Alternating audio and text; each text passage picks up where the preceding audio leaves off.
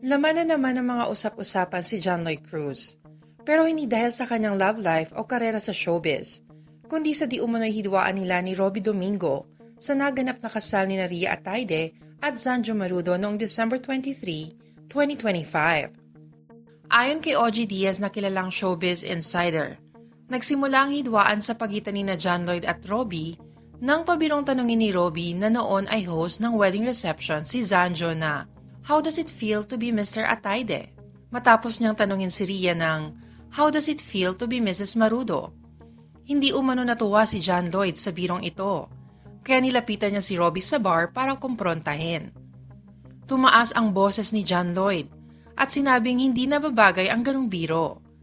Dito na lumapit ang kapwa-aktor na si Donnie Pangilinan at pinaalala sa dalawa na ituon ang atensyon sa nagaganap na selebrasyon.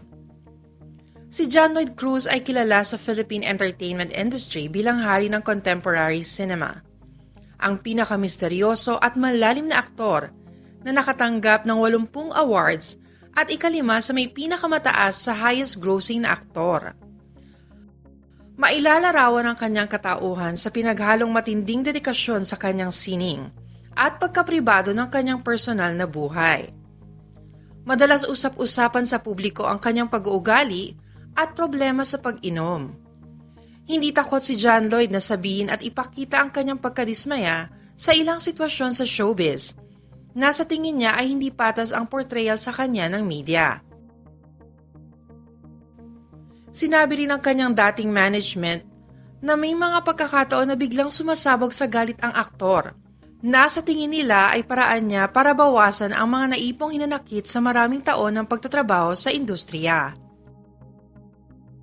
Marami rin ang nadismaya kay John Lloyd noong 2017 sa paglabas ng isang video kung saan makikita ang aktor na lasing habang nagbivideoke at sumasayaw sa Cebu. Kasama ang kanyang mga kaibigan at dating partner na si Ellen Adarna.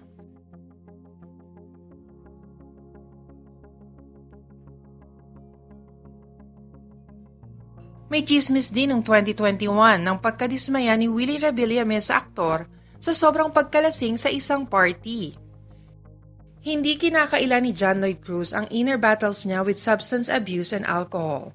Sa kabila nito, tinuturing pa rin siya ng publiko bilang isa sa pinakarespetadong aktor sa industriya na may kakayahang magbigay buhay sa iba't ibang karakter sa pelikula.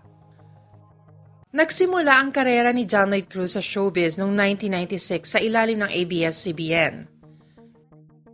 Nagsimula siyang makilala noong 1999 bilang Robic sa Tabing Ilog, kung saan katambal niya si Kay Abad. Nagkaroon siya ng breakthrough role noong 2002 sa soap opera na Kitagal Kang Hinintay, kasama si Bea Alonzo. Doon nagsimula ang kanyang leading man era sa mga soap opera.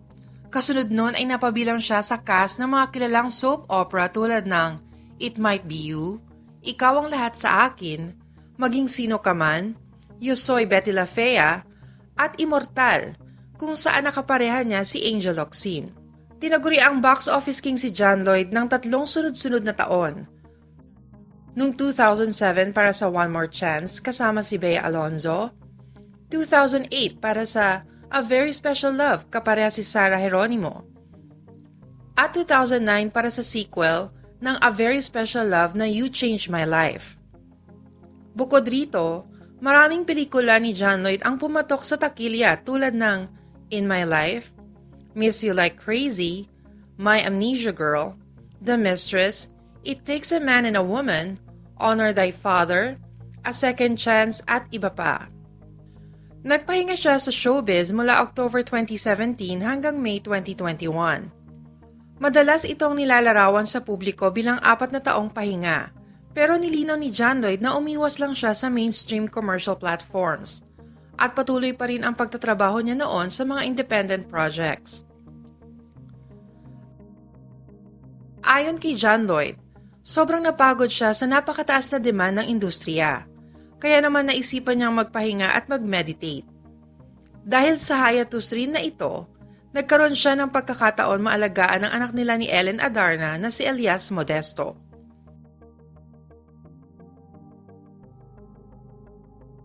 Habang nagpapahinga sa showbiz, tinuon ni John Lloyd ang kanyang atensyon sa visual arts, tulad ng photography, painting at video installations.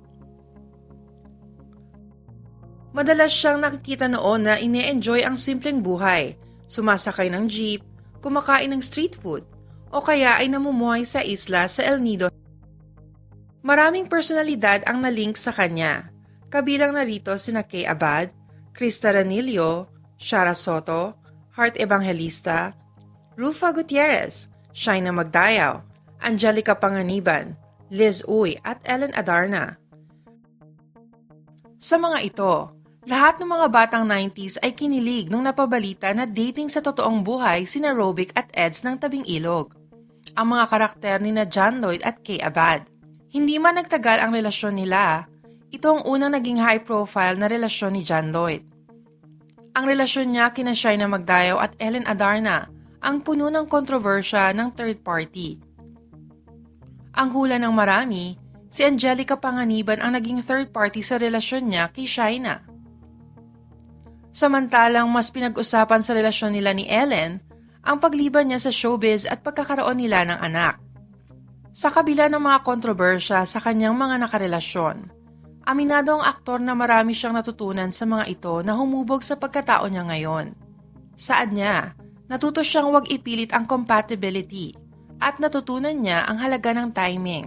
Marami ang nanghihinayang na hindi sila nagkaroon ng relasyon ni Bea Alonzo sa kabila ng napaka-successful na love team nila.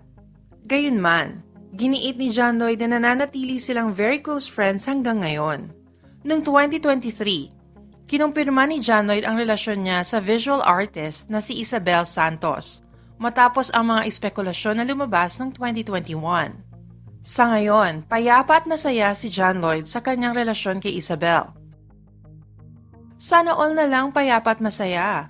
Nagbago man ang artistic choice ni John Lloyd sa mga papel na kanyang ginagampanan. Abangan na lang natin kung saan siya dadalhin ng kanyang karera.